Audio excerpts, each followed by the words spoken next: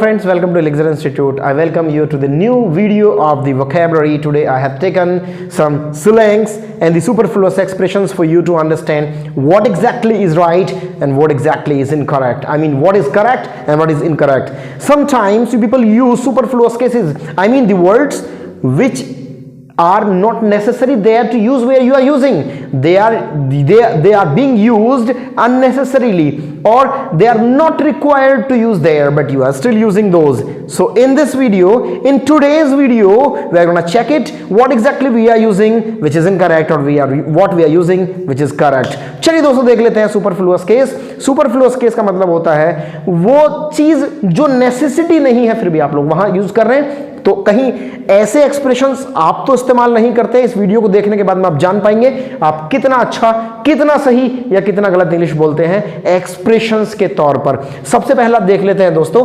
Cousin, brother या sister. हम लोग कई बार ये वाला सेंटेंस बोलते हैं कि he is my cousin brother, she is my cousin sister, लेकिन ये एग्जैक्टली एक गलत एक्सप्रेशन है. आप कजिन के साथ में ना ही तो ब्रदर का इस्तेमाल कर सकते हैं. Exactly sister can also not be used with the word cousin. Sister भी कजिन वर्ड के साथ में इस्तेमाल नहीं हो सकता और ब्रदर भी कजिन वर्ड के साथ में इस्तेमाल नहीं हो सकता. हम लोग केवल एक सिंपल वर्ड इस्तेमाल करेंगे, वो है कजिन. अगर आप कजिन के साथ ब्रदर या सिस्टर इस्तेमाल करते हैं तो गलत होगा. कजिन का इस्तेमाल किया जा सकता है. अब देख लेते हैं नीचे वाला सेंटेंस क्या है. देखिए कई बार बच्चों के दिमाग में क्वेश्चन आ सकता है, सर खाली कजिन बोलने से ये कैसे पता लगेगा कि वो चचेरी बहन है या भाई है. तो चचेरी बहन या भाई के लिए तो ये पता होना चाहिए ना कि ब्रदर लगाना है या सिस्टर लगाना है. देखिए ये भी क्लैरिफिकेशन दे दूंगा आपको. वीडियो को पूरा देखिएगा, अंत तक देखने से बहुत सारी चीजों के क्लैरिफिकेशन आपको मिल जाएंगे. सेंटेंस मैंने लिखा है he is my cousin brother. देखिए मैंने अभी भी बताया कजिन वर्ड के साथ में ना ही तो ब्रदर इस्तेमाल किया जा सकता, ना ही सिस्टर इस्तेमाल किया जा सकता. This is what we are using is more than required. कोई रिक्वायरमेंट नहीं है, कोई जरूरत नहीं है, तो भैया इस्तेमाल भी मत कीजिएगा, सुपरफ्लुअस केस हो जाएगा. Superfluous case means the word which is being used more than required. तो वही सुपरफ्लुअस केस कहलाता है. वो वर्ड जो जरूरत से ज्यादा वहां इस्तेमाल हो रहा है, वहां जरूरत है ही नहीं उसकी, तो उसको ही सुपरफ्लुअस केस बोलते हैं. इसलिए जब कजिन के साथ ब्रदर या सिस्टर आ ही नहीं सकता तो भैया यहां गलत कर दीजिएगा. तो सेंटेंस रह जाता है ही इज माई कजिन. अब देखिए दोस्तों, अगर आपको यह दिखाना है कि वो चचेरे भाई की आप बात कर रहे हैं तो भैया यहां लगा दो ही, और अगर आपको बताना है चचेरी बहन की आप बात कर रहे हैं तो यहां आपको लगाना पड़ेगा शी. इसका मतलब है जैसे ही आप यहां ही या शी लगाते हैं तो इंपैक्ट फुल तरीके से यहां पता लग जाएगा कि भैया चचेरी बहन की बात चल रही है या चचेरे भाई की बात चल रही है. लेकिन आप पहचानने में थोड़ा सा स्लो हो सकते हैं, कोई परेशानी नहीं है. लेकिन आज के बाद में कजिन के साथ ना तो ब्रदर लगाएं और ना ही सिस्टर लगा दें, वरना आप हो जाएंगे गलत. ये था पहला, ये है दूसरा. भाई सपोज का मतलब होता है मान लो, इफ का मतलब होता है अगर. मान लो अगर, देखिए ये भी कंडीशन दिखाता है, मान लो भी कंडीशन दिखाता है और अगर भी कंडीशन दिखाता है. ऐसे केस में भाई या तो आप इफ लगाएं या फिर आप सपोज लगाएं.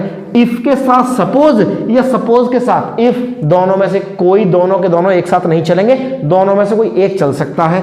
या तो आप लगा दें सपोज या फिर आप लगा दें इफ. अगर ये दोनों एक साथ लगाते हैं तो दोनों हो जाएंगे गलत.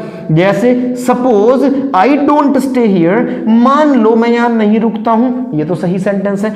अगर मैं सपोज के साथ में इफ लगा करके बोलूं if I don't stay here, अगर मैं यहां नहीं ठहरता हूं. लेकिन अगर मैं दोनों को एक साथ लगा दूं, suppose if I don't stay here, तो सपोज के साथ इफ का प्रयोग निषेध है, नहीं इस्तेमाल होगा, तो आप भी मत कीजिएगा. अगले वर्ड की तरफ चलते हैं भाई, अगले एक्सप्रेशन की तरफ चलते हैं, और अगला एक्सप्रेशन है काइंडली रिक्वेस्टेड. भाई आपसे आग्रह के लिए कहा जा रहा है, तो काइंडली का जो मतलब है वही तो रिक्वेस्टेड का मतलब है. तो दोनों का मतलब समान है, तो दोनों को काहे को इस्तेमाल करना, एक इस्तेमाल कर लीजिएगा. या तो काइंडली इस्तेमाल कर लीजिएगा या रिक्वेस्टेड इस्तेमाल कर लीजिएगा. अगर आप इन दोनों को समान रूप से इस्तेमाल करते हैं एक ही सेंटेंस में तो गलत है. या तो रिक्वेस्टेड या फिर काइंडली का इस्तेमाल बिल्कुल सही होगा. यू आर काइंडली रिक्वेस्टेड गलत हो जाएगा, लिख दीजिएगा गलत और इसको खत्म करके बोलिएगा you are requested to stay. भाई आपसे ना आग्रह किया जाता है रुकने का, तो बोलेंगे you are requested to stay, ना कि you are kindly requested to stay. Kindly का रिक्वेस्ट का दोनों के एक साथ कोई मेल नहीं है, कोई एक इस्तेमाल करें सेंटेंस के भाव के अनुसार। दोस्तों और भी देख लेते हैं। दोस्तों कुछ और वर्ड्स मैं लेकर के आ गया हूं आपके लिए। 3 वर्ड्स पिछली स्लाइड में हम लोगों ने देखे, 2 वर्ड्स यहां मैं आपके लिए लेकर के आ गया हूं। तो जो दोनों 2 एक्सप्रेशंस और लेकर के आ गया हूं आपके लिए, वहां बताऊंगा क्या सही है क्या गलत है, किस तरीके से इस्तेमाल करो और कौन सा कहां इस्तेमाल किया जा सकता है। देखिए हमारे पास 2 वर्ड्स है, फाइनल, कंक्लूजन। ये एक्सप्रेशन है एक, जिसके लिए हम लोग देखिए फाइनल का मतलब भी वही होता है अंतिम, और कंक्लूजन का मतलब भी होता है निष्कर्ष, यानी अंतिम निष्कर्ष। भाई निष्कर्ष तो निकलता ही तब है जब अंतिम की बात की जाती है। तो फाइनल और कंक्लूजन ये दोनों एक साथ देने की कोई नीड ही नहीं है, और अगर ये दोनों एक साथ आते हैं तो भैया ये एक्सप्रेशंस गलत है, ये गलत एक्सप्रेशन है। जो सही एक्सप्रेशन होगा वो होगा खाली कंक्लूजन। कंक्लूजन का मतलब भी निचोड़ ही होता है, कंक्लूजन का मतलब भी निष्कर्ष ही होता है। जैसे the team got final conclusion, भाई द टीम गॉट कंक्लूजन आएगा, टीम ने निष्कर्ष निकाल लिया। भाई टीम को एक निष्कर्ष मिल गया, एक निचोड़ मिल गया टीम को। इसके लिए फाइनल के साथ कंक्लूजन निषेध है। निषेध का मतलब होता है भाई टैबू है, ध्यान रखें इस बात को, नहीं आ सकता। एक बहुत बहुत ज्यादा इस्तेमाल किया जाने वाला एक्सप्रेशन है पासिंग मार्क्स। भैया वो तो अपने एग्जाम में पासिंग मार्क्स भी नहीं ला पाया। इस एग्जाम में पासिंग मार्क्स कितने हैं, इस टेस्ट में पासिंग मार्क्स कितने हैं, या आप पासिंग मार्क्स भी नहीं ला पाए, या आपको तो पासिंग मार्क्स भी नहीं पता। पासिंग मार्क्स एक गलत एक्सप्रेशन है। आप अगर पासिंग मार्क्स इस्तेमाल करते हैं तो ध्यान से सुन लीजिएगा, आज तक आप गलत बोलते हुए आए हैं। पासिंग मार्क्स गलत इस्तेमाल में लाया जाने वाला एक्सप्रेशन है। अगर आप सही एक्सप्रेशन चाहते हैं तो भैया वो होगा पास मार्क्स।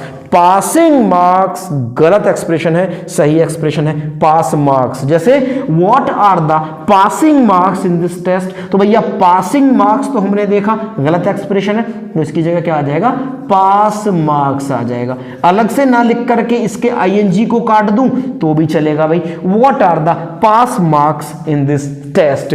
ये कुछ वर्ड्स को कुछ एक्सप्रेशंस को हम लोगों ने देखा, क्या सही क्या गलत, कितना सही है और कितना गलत है, क्या करेक्ट और क्या इनकरेक्ट। इसी तरीके से आगे वाली वीडियोस में वोकैबुलरी के माध्यम से हम लोग देखते रहेंगे क्या सही एक्सप्रेशन होता है, क्या गलत एक्सप्रेशन होता है। आप अपने आप को कंपैरिजन कीजिएगा, आप कितना सही और कितना गलत बोलते हैं। मिलते हैं अगले वीडियो में दोस्तों इसी तरीके के इंटरेस्टिंग वर्ड्स के साथ में। तब तक के लिए आप लोग देखते रहिएगा इसी सीरीज में अलग वर्ड्स को और वोकैबुलरी की वीडियोस को देखने के साथ साथ बेसिक इंग्लिश की प्लेलिस्ट में जाकर के बेसिक इंग्लिश सीख सकते हैं। और अपनी बेहतर प्रैक्टिस के लिए इसी चैनल की Satish sir conversation by Satish sir वाली प्लेलिस्ट में जाकर के आप लोग कॉन्वर्सेशन कर सकते हैं। Thank you very much.